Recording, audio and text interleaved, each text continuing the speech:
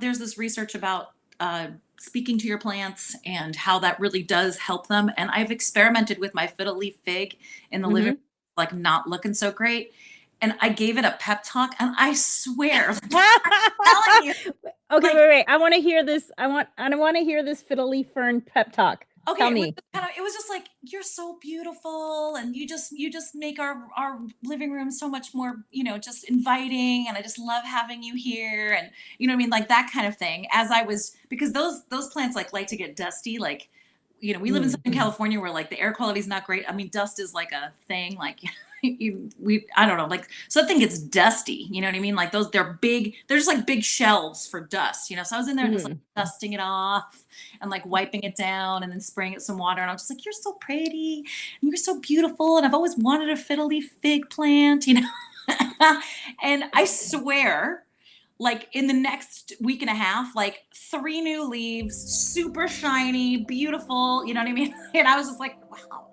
And that was like one pep talk. I don't even do it every day, but when I do it, That's when I so great. I love do it, that. I swear, like that plant is so happy. I hope you can hear me.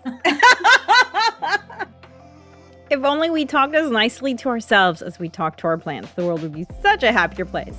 Well, today on the Harness the Power of Planning podcast, we are going to talk about creating an evening ritual to increase your sleep hygiene. We'll talk about what sleep hygiene is on the podcast and have a calmer morning. And we're also going to talk about a fascinating thing that we just learned this week called the doorway effect, which is a great way to help cancel out negativity in your life.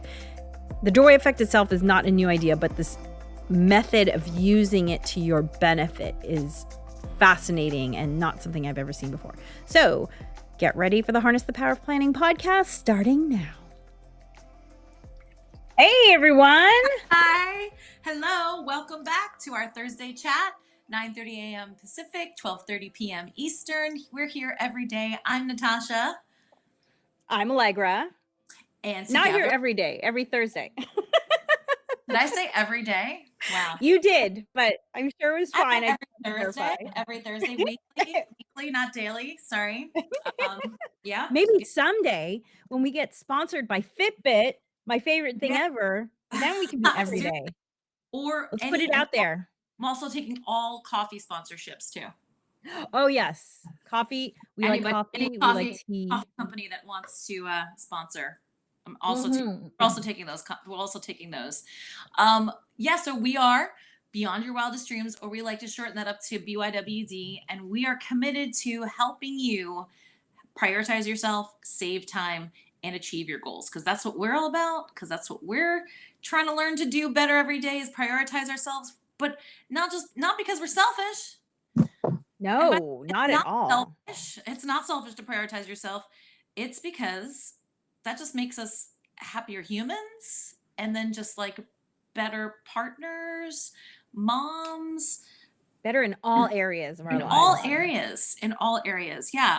I'm today as one of those. I know I've talked before about the every 2 months or so, my friend and I go and get a mani-pedi. Well, that's happening later today, and we're both excited because both our kids are, both of us have kids now back in school this week, and we're like, yes, we can do this again, because we essentially didn't do it through the summer, and it's more so about, yes, there's some self-care, but it's also like having that girl time, that friend time, that together time, that place time we can get to really catch up and things, because I can go a long time without a mani-pedi, and I'm not super motivated to go on my own unless event or some kind of thing. I'm going to go on a beach vacation, and I want, so I'm kind of lazy in that way, or at least that's not like a huge priority. It's just not your priority. It's not my priority. Yeah. I have friends who do it very regularly. Cool. Awesome. But for her and I, yes, it's a way to like kind of pamper ourselves a little bit, but more she and I are always, she's like, this is more about you and me get together. And right. It's your quality time with her. Self-care and prioritizing. Because something else came up for this afternoon, and I said it, because, we had this on the books.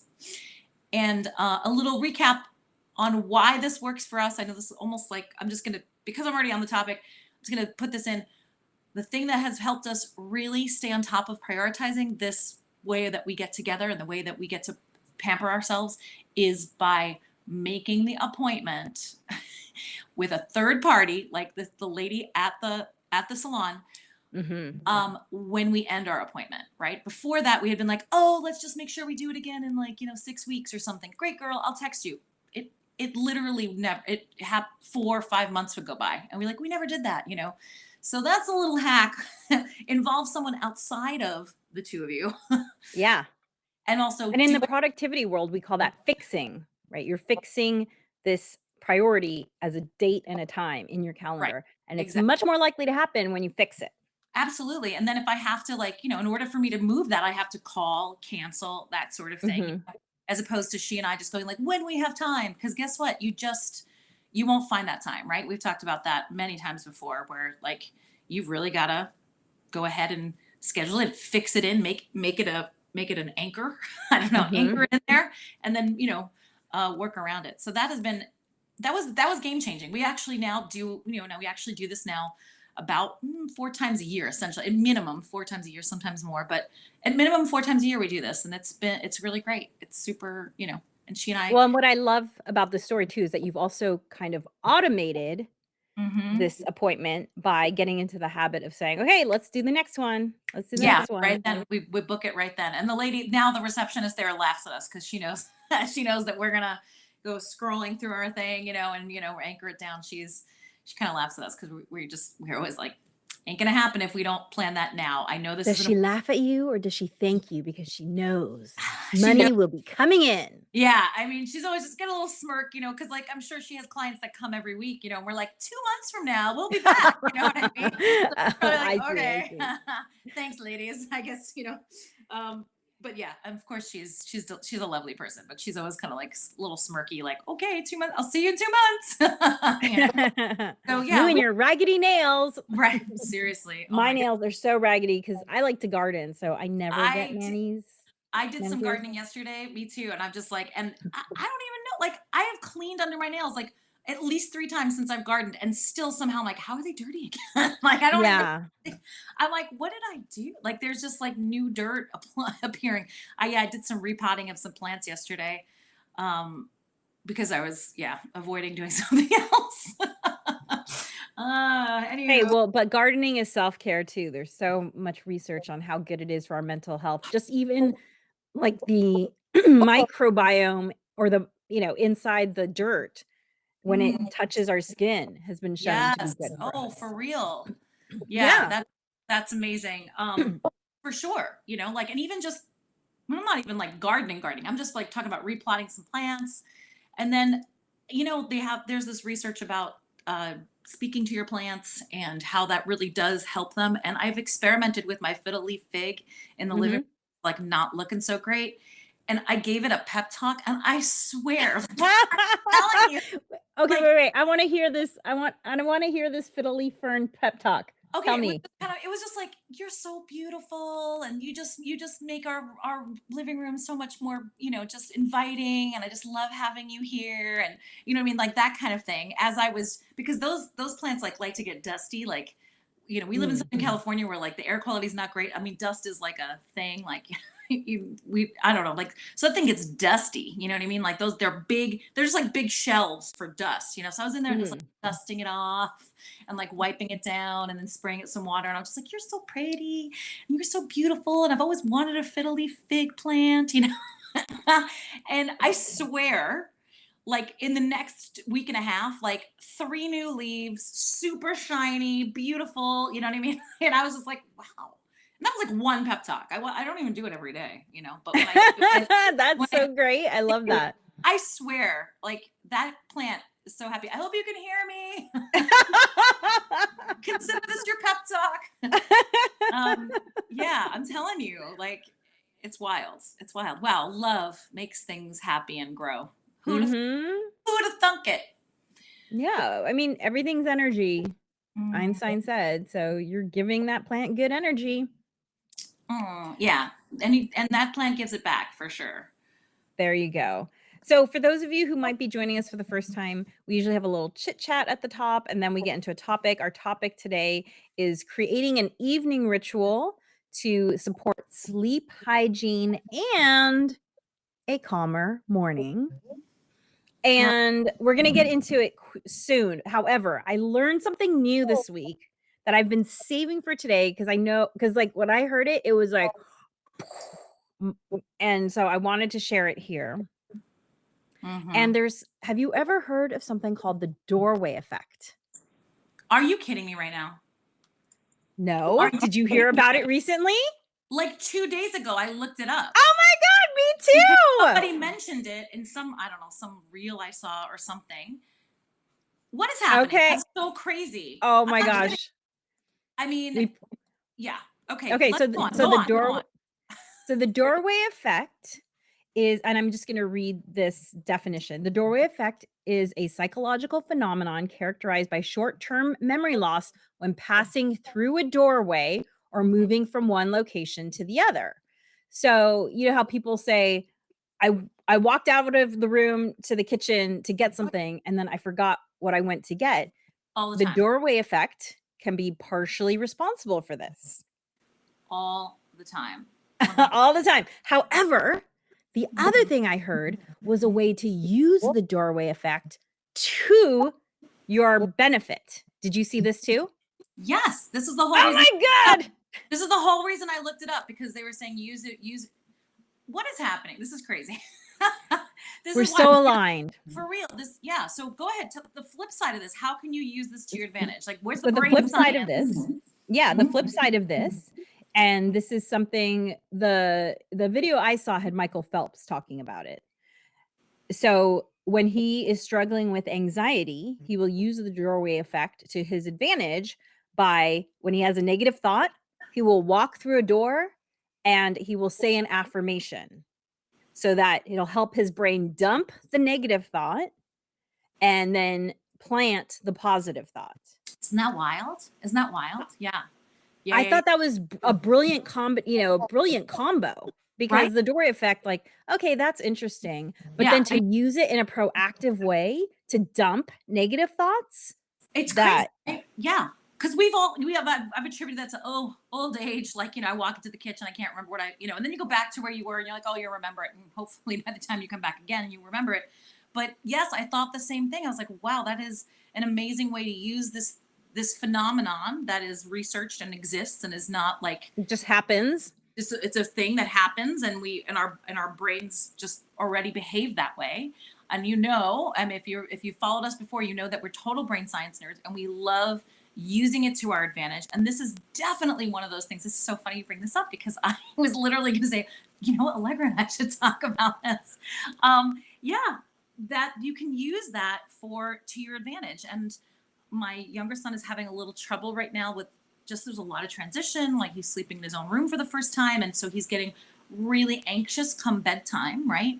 And I was thinking to myself, how can I help him how can I maybe guide him in using this doorway effect idea to help shed, it may not be as easy as that. I'm not really sure, but it's worth a try. Right. Definitely. So I think you and I should experiment with this, and it can definitely be a topic of an upcoming podcast.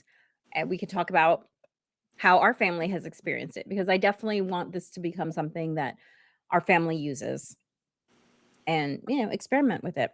Yeah, absolutely. So if you out there have never heard of the doorway effect and are so happy now that there's a name for forgetting what you went to the kitchen for your scissors or whatever, and maybe you feel a little better knowing that this also happens to Michael Phelps, who is a decorated Olympian, and it's not just old age or whatever. So if that's a new concept to you, please jump in the comments and say that. And then also, if it's not a new concept, have you used it as a way to, kind of cancel, delete, and have this new thought come forward? You're replacing it with this other, idea when you have a negative thought, or that's really kind of amazing. Yeah. So have you tried doing it? Have you I haven't tried doing it yet. Oh, we have a comedian here who says that we should remove all the doorway frames in our house so that the doorway effect won't happen anymore. Thank you for that comment. Yeah. Vishant.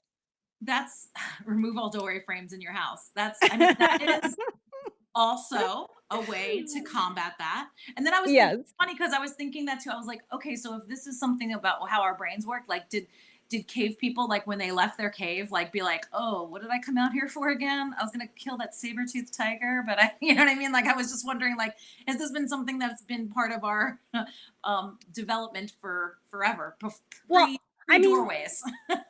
I was an anthropology major in undergrad, so I always try and relate things back to how we evolved.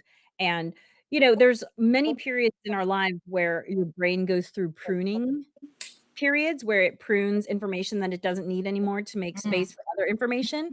And hmm. given the fact that, as we've discussed before, your brain takes up 2% of your body weight, but uses 20% of your calories, So crazy. I'm guessing your brain is just always looking for reasons to dump information, and so Yeah. it probably considers a change in location as, okay, new things to look for. Because really our brain's number one concern is keeping us safe. And when we're in our home or in a room that, that's one thing. It's thinking about the things that are going on, and once you feel safe, it kind of turns off, and you can think about other things. But then when you move to a new location, your brain probably goes into, "Okay, wait, is this safe? I need to check this out first." Right, like just dumps, yeah, completely. It's like we're out of that environment. No Yeah. need to hang on to that information. Yeah, yeah, interesting. Really, really fascinating. Really, Yes. yeah. Okay, What? so we'll come back to this topic because it is so up our alleys. And by the way, if you want to follow all the things we do, we send out weekly newsletter, we send out free printables. Go to bywdreams.com. That's beyondyourwildestdreams.com, bywdreams.com. And yeah, stay up to date with everything that we've got going on. But now for our topic. Yes. Again, this couldn't be more timely. Aside from that, the last topic being something that was just synchronized, this is super timely. We had a rough morning, and it's only the Mhm. fourth day of middle school and high school, and it was a rough morning. It was a rough morning. Yeah. So Mm. let's get into it. So we're talking about creating an evening ritual. So if you're familiar with our bouquet of books, you know that one of our books, Rock Your Morning, is all about taking control of your morning by having a morning ritual. However, we do discuss in the book the benefits of an evening ritual to support your morning ritual. And so we're going to focus right now on an evening ritual in order to support something called sleep hygiene. Now, what is sleep hygiene? Sleep hygiene is all about ensuring that you set yourself up for a good night's sleep because when you're sleeping, that's when your body and brain, right, your whole body, your brain is part of your body, but I'm just saying body and brain have the chance to repair themselves. And studies have shown actually that there are different stages of sleep. Your brain actually locks in different memories depending on what stage of sleep you're in. And studies have shown that if you're not a deep sleeper, so apparently light sleep is when you lock in bad memories, but Ooh. deep sleep is when you lock in positive memories and learning. So, if you know someone who struggles with sleeping deeply, they may also tend to have a more negative recollection of the things that went on in their day, and also they might have difficulty cementing any learning that took place that day. So, they talk about how important it is to really ensure that your sleep is going to be good by having a ritual that prepares you for sleep. Okay, so what can some of the things be in your evening ritual to do that? Well, one of them is something we talk about all the time, which is making your bed. Mhm. Which seems crazy, but it really does. Yeah, because making your bed is something you do in the morning, and it takes me less than 30 seconds to make my bed because I have a pretty simple bed layout.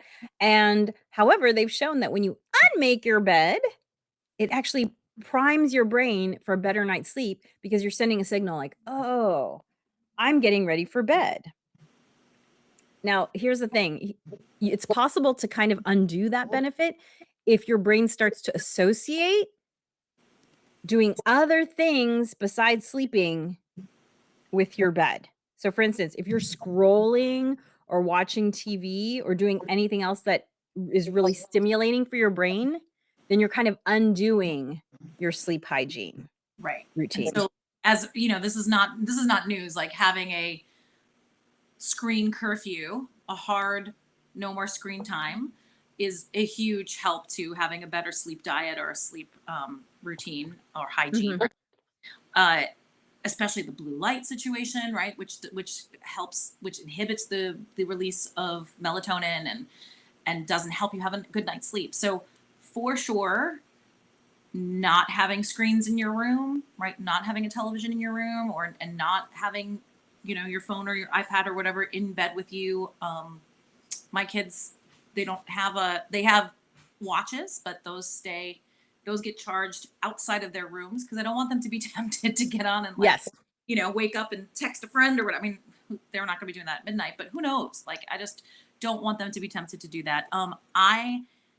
I struggle with that. I struggle with making sure I don't have a screen near me. I experimented this summer, with charging the phone in a completely different part of the room, like a way far away from my bed, Mhm. because I've made the excuse to myself before. I'm like, oh, I really like to have some kind of meditation track or sleep binaural beats to help me fall asleep, that kind of thing. And I've gotten myself into the habit of listening to something as I fall asleep, but I have lied to myself and saying, oh, I'm just going to go look up this little YouTube video that I've used before that has helped me fall asleep, and put that on and then use that to fall asleep. And next thing I know, I'm in shorts and I'm whoop, whoop, whoop. So, like, that Mhm. has, you know, um, when I keep my phone charging way far away from my bed, well, like either in the bathroom or like just the other side of the bedroom, essentially,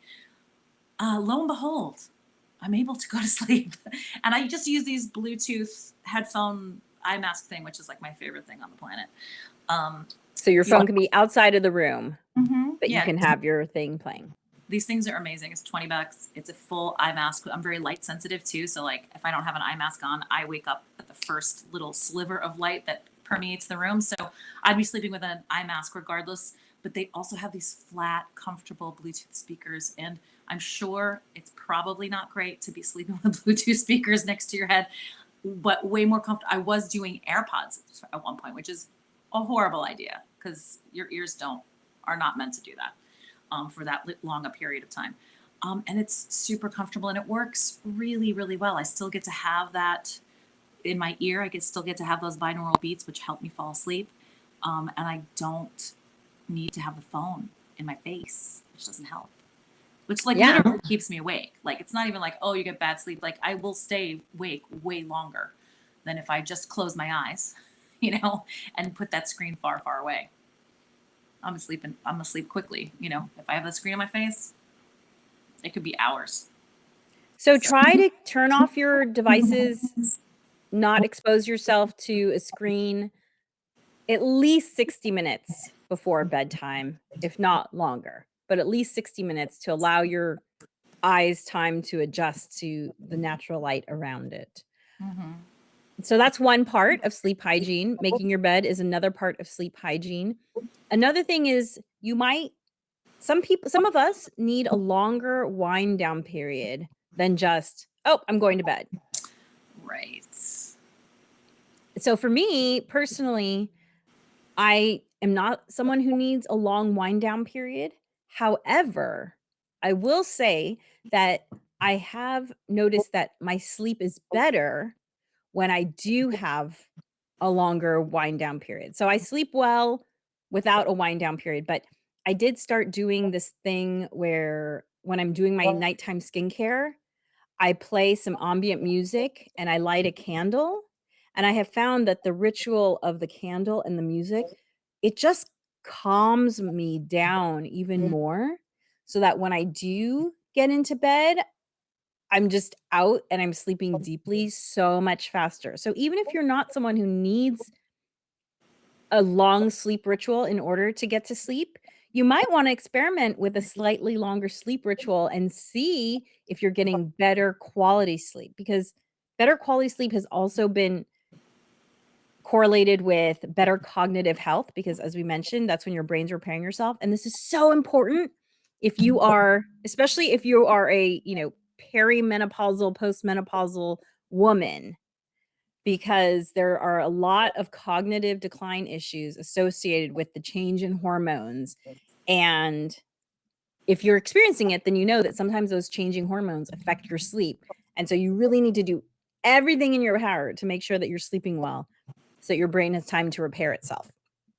So that would be the other thing, is figure out what sleep ritual works for you. Maybe it is, like I said, some skincare where I'm touching my face a lot, which is stimulating good chemicals because it's kind of like giving yourself a hug with the candle and the music. Maybe you want to take a bath. Maybe you want to do some light yoga or stretching, or I've also been doing more muscle hooking, rolling, that kind of thing, because my muscles have been getting tighter as I'm older, and just having those be more relaxed makes me more relaxed. So these are all the things that you can do to ensure your sleep hygiene at night. Yeah, very helpful. Super helpful. I love the stretching is definitely helps me feel ready for bed. That's definitely a thing that makes me feel just a little sleepy sometimes. By the way, do you do PNF stretching at all? I don't know what that is. So that's something that I was reintroduced to recently. I remember hearing about it a long time ago, but I used to be very flexible. And so anything that increased flexibility, I kind of was like, I'm okay. However, I am a lot tighter now. My muscles are a lot tighter now. So now I'm paying attention to all these things because I'm like, oh, right. I need it now. So PNF stretching, just type it in, P as in Paul, N as in Nancy, F as in Frank. It's a method of stretching where you activate all the muscles surrounding the muscle you want to stretch. Okay. And I haven't gone deep into the physiology of it, but apparently when you do that, it actually loosens the muscle and then you stretch further. And I'm not kidding. Ooh. I was getting 4 inches deeper into a stretch No way. within the span of a minute from just doing this PNF stretching. Yeah, I was like, this is crazy. You know what I love? I love counterintuitive wisdom. Where you're like, why would I stretch better by activating my muscles? Like, I don't know, but it works. So basically putting the muscles around it in an active position. Yeah. So okay, so I was stretching my hamstring. So I'm lying on my back, right? My leg is up. I have my hands clasped behind my hamstring, and I'm trying to pull my knee as close to my face as possible. And usually I do that kind of loose. And so my leg might even be like a little bit bent. Well, in this stretch, the instructor said, straighten your leg, flex your foot, have your toes pointing as aggressively towards your face as possible, flex your quads, tighten everything in your leg. It's kind of like, when they say relax your face and they say relax, first scrunch up your face really, really, really tight and then relax it. Yeah, it's kind of like that. It's kind of like that. Yes. Okay. That sounds familiar. I think that I did have like a stretch therapy session with a amazing dancer friend of mine who's also stretching physiology expert, and she was doing that. I didn't realize that's what it had a name for, but she was having me, go ahead and activate other muscle groups while she was physically stretching me, and amazing session. She was great. Yeah, it's called proprioceptive neuromuscular facilitation, PNF. Yeah, we'll be calling it PNF. Yeah, and cool. I was shocked at how deep I went into the stretch and how quickly I went into it.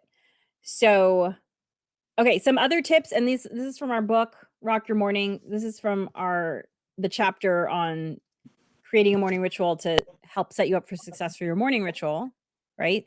So, if possible, pack up anything that you might need for the next day and put it by the door. Because the thing is if you have in your brain like, oh, I need to go to that meeting and I need to be sure to grab the handouts on the whiteboard, that little bit of that thought is just going to be in your brain all night long, spinning, so you don't forget it. So better to just do it and close that tab and know that it's by the front door. And this is actually something I'm really actively working with my kiddo, is to not touch her backpack in the morning because she knows she's already packed it all up the night before and it's done. And I'm really trying to get that habit down because otherwise then you're like, "Wait, where's that thing?" And you're supposed to be spending time getting dressed and feeling calm, but you're too focused on whatever the thing is that you can't stop thinking about. So, Right. 100%. Yep. There's a marked difference, huge difference when I make sure that all the things that's ready for them, or they've done all the things that they need to have ready for the morning, as opposed to, scrambling for it in the morning. I mean, huge difference between mhm. how our morning unfolds. And Yeah. so that can include putting things you need by the door, that can include prepping your coffee or maybe prepping a lunch for yourself to take the next day and just grab it from the fridge rather than having to get Mhm. it together in the morning. And that can also include picking out your clothes, Yes. which is something that I'm having my daughter do Yeah. with school. One of them's really into it. One of them is like, "I'll just do it in the morning." But guess what? He's the one who's the most tired. He's the one who drags his butt getting out of the bed. So he's the one. The other one is ready and has actually just been doing that on his own for a year at least already. But the other one he did it for like the first 2 days of school, but did not Mhm. this morning. It just, yeah. So just getting into that habit. And Saves um, so much time. if you listen to I think it was not last week's episode, but the one before, the Thursday before, where we talk about, like, daily trackers or weekly trackers or that kind of thing. um we uh we suggest, I talked about the trackers that I use for my kids, and I did a preliminary one for this week just to see the things that I put on there, to see what gets tracked, and Mhm. also to see where I was kind of joking 2 weeks ago, just saying, "Oh, I put it all on one tracker now. I used to have an upstairs tracker and a downstairs tracker, and it looks Right. like I'm going to have to go back to that." So I didn't Mm. laminate my tracker this time yet because I was like, "There's going to be changes. There's going to be things that I'm going to switch around and prioritize. Oh, these are things that they're already doing. I don't have to put a tracker on that. But oh my goodness, this other thing that I'm finding myself asking about every morning needs to get Right. on there." So I've been putting notes on it and so forth. And it looks like I'm going to have to split up the tracker like I did when they were like in early elementary school, which was like, there was a very simple one that was like, "Don't go downstairs until you have, done these things," right? Mhm. And it looks like I'm going to have to do that. So I'm just kind of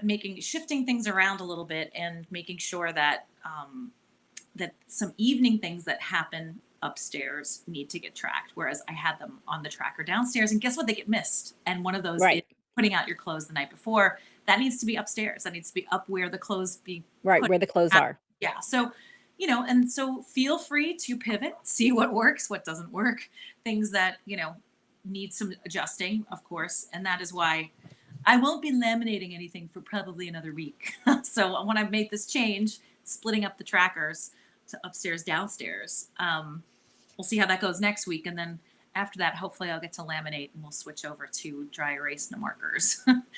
Yeah. Yeah. So, And there's experimentation coming up with your whatever evening ritual supports your sleep hygiene and your calm morning. There's gonna be experimentation on your part. What works for you, what doesn't work for you, mhm.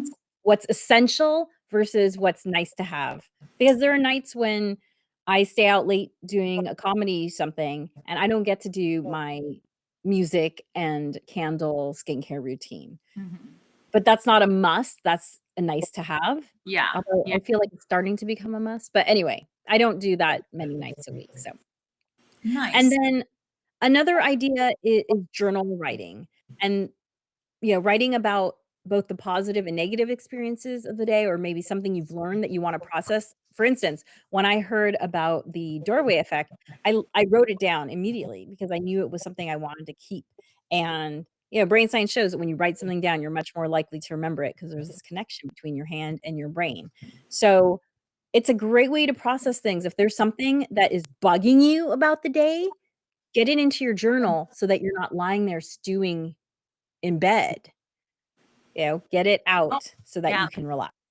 That is a huge, that's a huge asset to like not have something stewing. Oh my goodness. That's Mhm. a great tip. Hmm. So just to summarize, our tips for creating a evening ritual so you have some good sleep hygiene is the tech curfew, prepping for tomorrow by putting things by the door or picking out your outfits or whatever, engaging in relaxing activities such as a massage, self-massage, a shower, maybe a cup of tea while you're doing skincare, whatever, and then journaling. So those are just some ideas for creating your own evening ritual so you can sleep better and have a calmer morning. Yeah. Hopefully you do. Hopefully everyone in your house does. Hopefully everyone gets on the same page with doing an evening routine to help the mornings go more smoothly. Let us know So what thank you. comment, and we'll look forward to seeing you next week. Yeah, so comment wherever you're watching. And as always, if you want to hear the audio only portion of this, it will go up as the next episode of the Harness the Power of Planning podcast, which you can get wherever you listen to your podcasts. And to follow us and get our emails, go to bywdreams.com and sign up for our newsletter. Dream wild, wild dreamer. Thanks for joining us for the Harness the Power of Planning podcast. Be sure to like and subscribe wherever you listen.